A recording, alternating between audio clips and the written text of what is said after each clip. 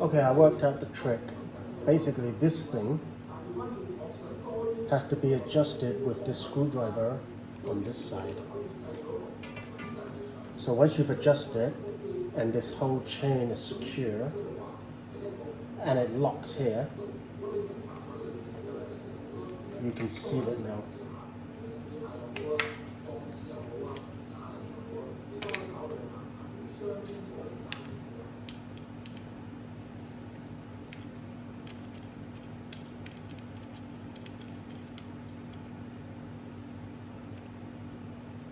Okay, not much space.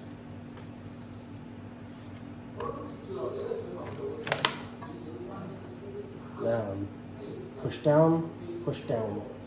1, 2.